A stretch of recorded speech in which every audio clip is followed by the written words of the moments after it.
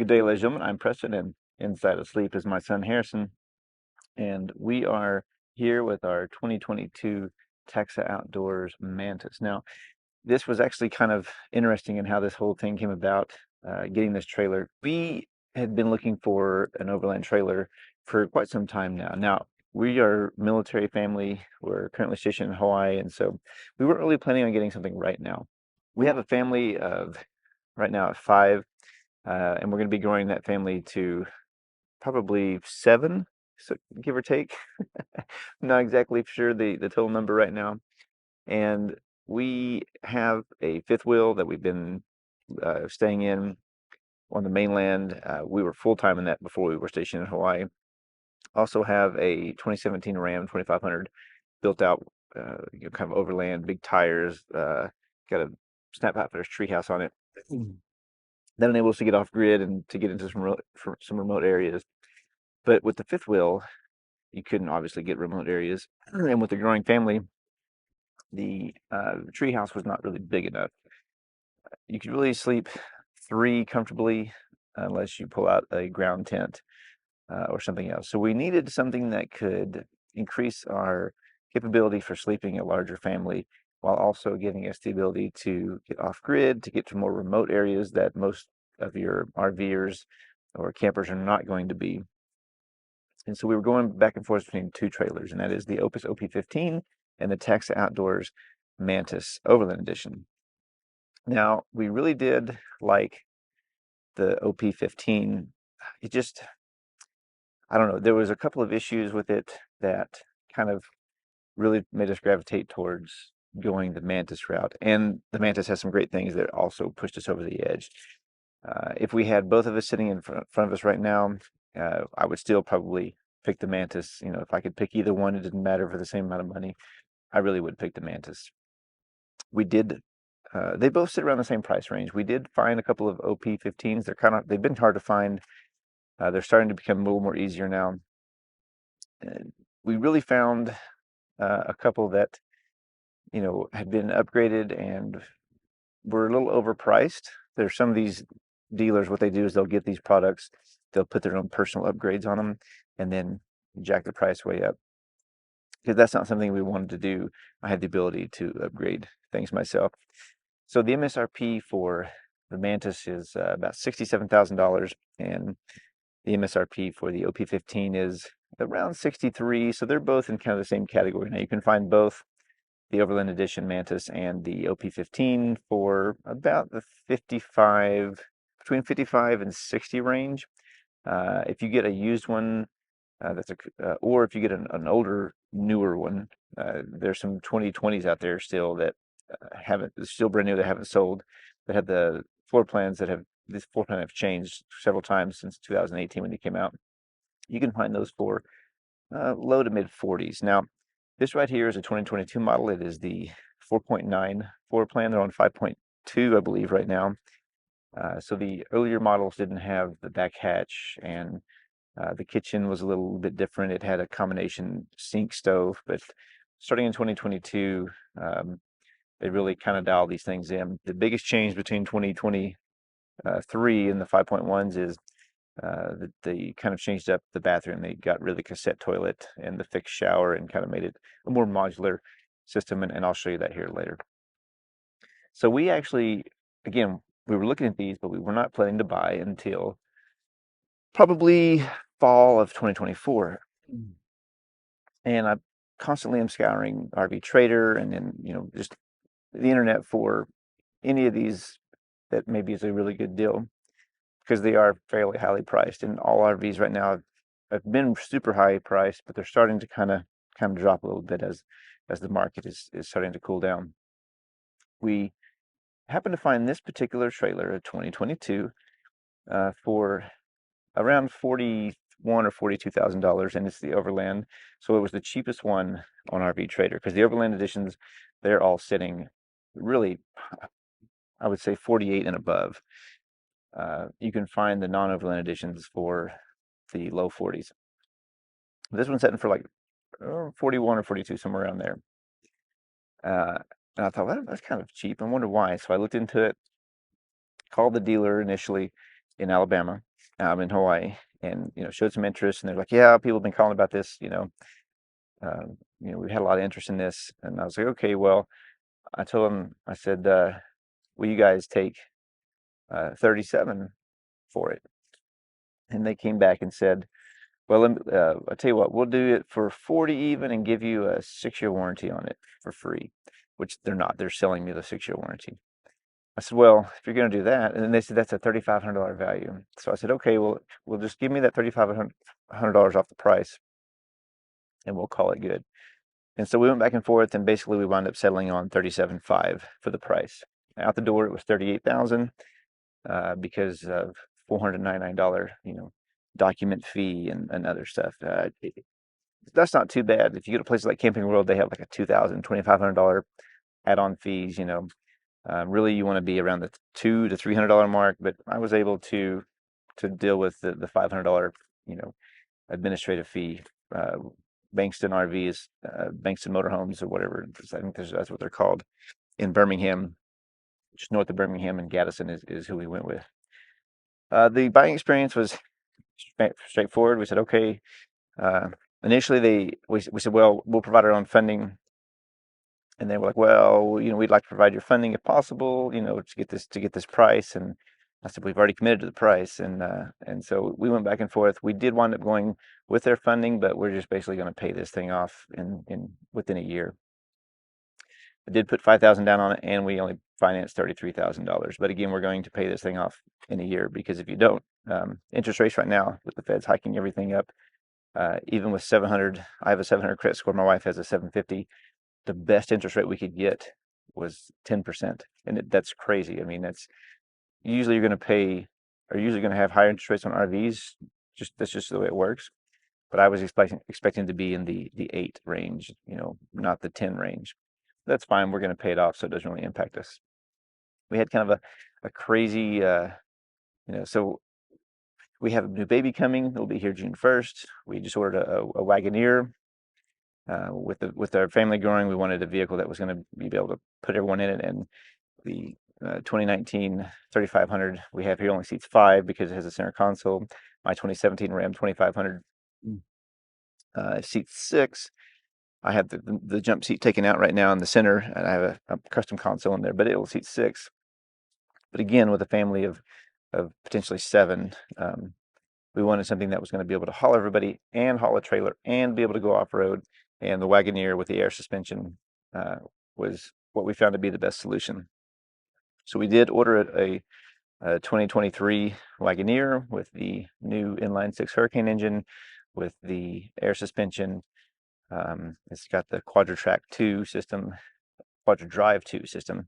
not the track. The way that they do, Jeep and Wagoneer does all their naming, you really got to pay attention, because they can get you. You think you're getting a good four-wheel drive system, in reality you're just getting an all-wheel drive system. But we got the true four-wheel drive system, and we got the heavy-duty tow package, which allows us to tow up to 10,000 pounds. So it's just as capable almost as my 2017 Ram 2500 Mega Cab, which has a tow capacity of 15,000 pounds because it is a Mega Cab. So with all that going on, we weren't really planning on buying this, but we did. It was a great deal. We couldn't pass it up. So we jumped on it.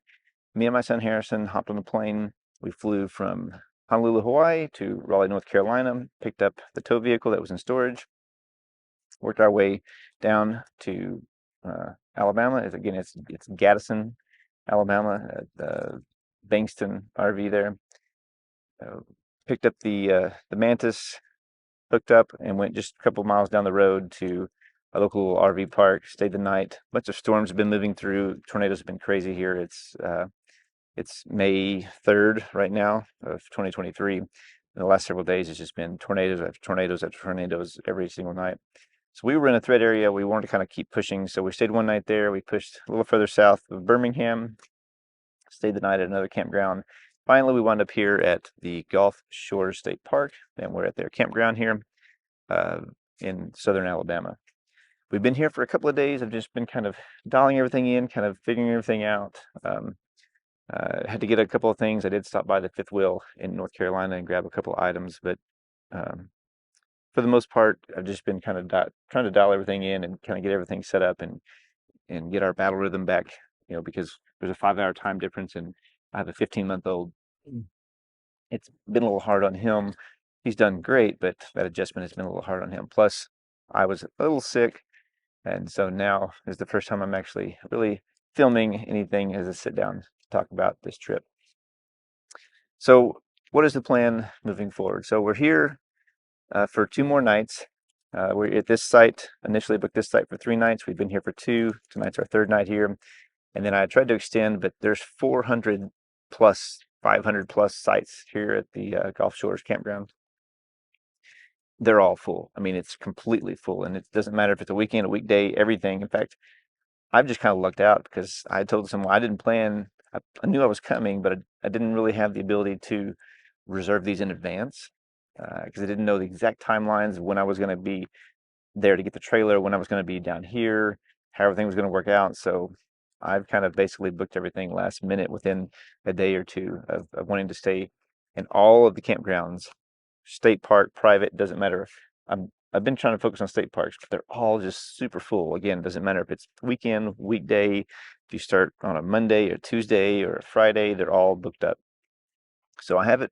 I've gone through and booked several state parks all the way up through Georgia, and I'm going to be moving a little.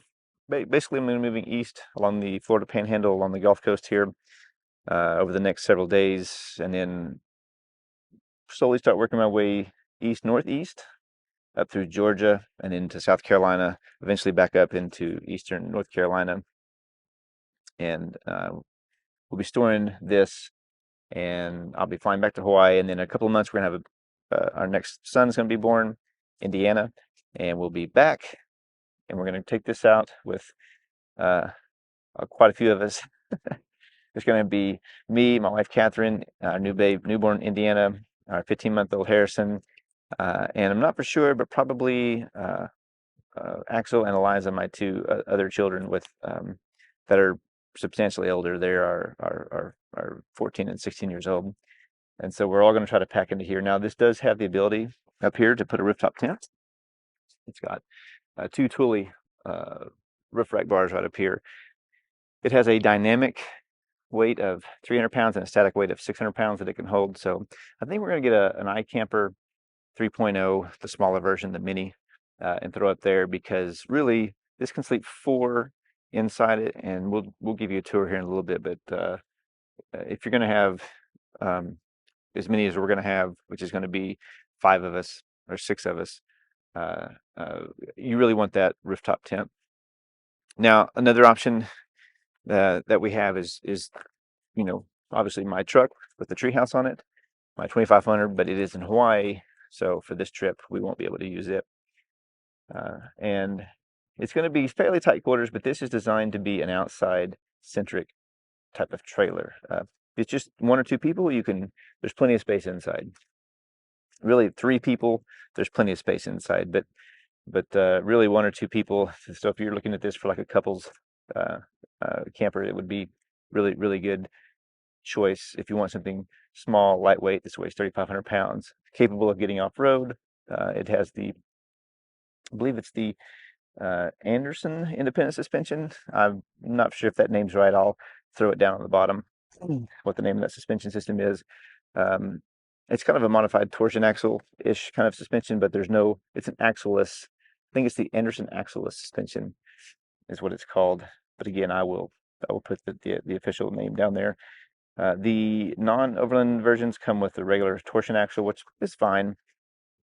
But with this right here, it gives it a little bit of a lift. I think about a 2-inch worth of lift. And then of course you have that independent suspension, which the torsion axles kind of work independently also as well. It's kind of 6 1/2 dozen the other, but really the extra ground clearance and the suspension system that it has is kind of what I was looking for. Additionally, the Overland model comes with some heavier duty the stabilizers here. They won't hold the full weight of the trailer if you take it off the tongue, but they do a really good job. And this thing is rock solid with these stabilizer jacks down. Again, it's only weighs 3,500 pounds, so because it's so light, it's easy to stabilize it. Up front, there is a lock and roll hitch. Works great. This thing tows beautifully. you know, I mean, granted, I'm towing a 3,500-pound trailer with a 9,000-pound truck. It's got the 1,000 foot-pound of torque, high output Cummins, you know, engine on this Ram 3500 back here. So it's not really hard for it to pull this, but I mean, I got up to 90 once, and I didn't phase it. I spent the whole trip, especially coming down Highway 59 in Alabama, doing about 70, super rough roads, just really really rough roads, and it handled it just fine. There's no sway, there's no nothing that was concerning at all. You cannot put a weight distribution hitch, as far as I know, on these lock and roll hitches, and so that was something that was kind of, you know, concerned about. Not overly concerned, but there's something in the back of my head. But you don't need a weight distribution on a trailer this light with that lock and roll system and this independent. It rides beautifully. You don't even know it's back there. It's like it's part of the vehicle. It's like you're driving an extra long, you know, Ram 3500. So we're going to be doing a couple of little sightseeing and tourist things. We're going to be going to a couple of old forts in the area. I tried to get there's some campgrounds at these forts, but again, everything was booked, so I really couldn't get the campgrounds. But we're still going to stop on our way and check out a few things. So I hope you enjoy this series of a couple of videos that's to come, and I'll do a full walkthrough of the Mantis in an upcoming video. So if you're interested in that, there's a bunch of these walkthrough videos on the internet, and these are very unique trailer. There's not very many of them out there. That's another thing that drew me to this trailer, was just kind of the uniqueness. Also, the fact that it's, you know, really purpose built. It's very utilitarian, and I'm a very utilitarian type of person, and so this trailer really just checked all my boxes. I mean, there's nothing about it that I really dislike at all. Every time, you know, I get in and out of it, I hit my head maybe. That's the only thing, because the door is a little shorty door. But you know, once you get past that learning curve, yeah, it's perfect. It does come with an awning. I haven't deployed it yet. I mean, I rolled it out to make sure it was good to go when I bought it. But you know, I really didn't need uh, uh, the new ones come with a bat wing and stuff like that. But in my experience, I don't use awnings that often. But this is a really nice setup, and again, very utilitarian. Very small trailer. It's like having almost, again, like an extended version of your truck. It just tows really well. So thank you for watching. This is just a quick video, quick rundown of letting you know what I got, because I've been kind of teasing that I was getting something. And in the next video coming, we're going to be doing some touristy stuff. We're going to be driving further east along the Florida Panhandle and the Gulf Coast. And in subsequent videos, we're going to be working our way up, checking out a couple of historical sites. So stay tuned. Subscribe if you're interested in this type of content. And if you get any questions, leave them in the comments below. I'll see you in the next one.